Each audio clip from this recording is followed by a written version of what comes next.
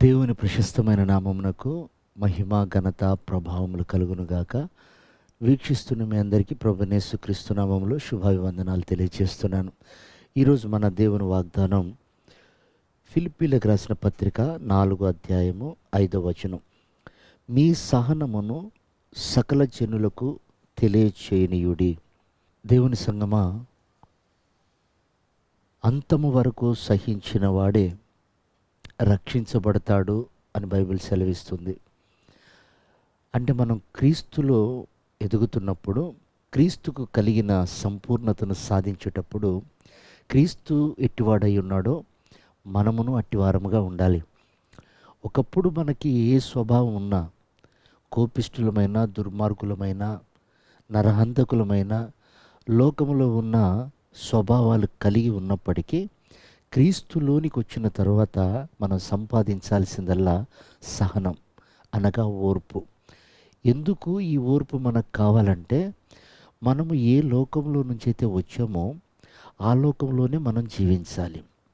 అలా జీవించినప్పుడు ఆ స్వభావంతో జీవించకూడదు.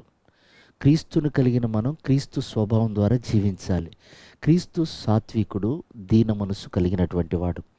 అందుకే ప్రయాసపడి భారం మోస్తున్న వాళ్ళారా, మీరు నన్ను విశ్వసించి, నన్ను అంగీకరించి, మీరు నోటితో ఒప్పుకొని, మీరు బ్యాప్టిజం తీసుకొని నా సన్నిధికి వస్తున్నప్పుడు మీరు నేర్చుకోండి, నా స్వభావం అది అంటాడు.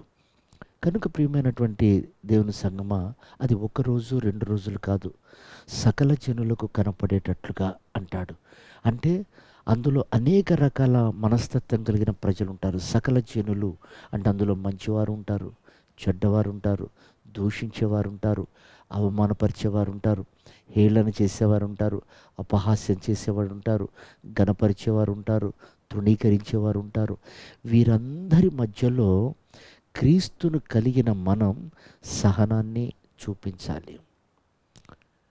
చూడండి, మోషే కేవలం దుర్మార్గులారా అన్న మాట ఉపయోగించినందుకు కానాను చేరలేకపోయాడు. సహోదరులను నీవు దూషిస్తే మనకు శిక్షలు ఉంటాయని బైబిల్ సెలవిస్తుంది. కాబట్టి మన నోటి మాట చాలా జాగ్రత్తగా ఉండాలి. ఎందుకంటే మనం తీర్పులోనికి వచ్చేది నోటి మాటను బట్టియే.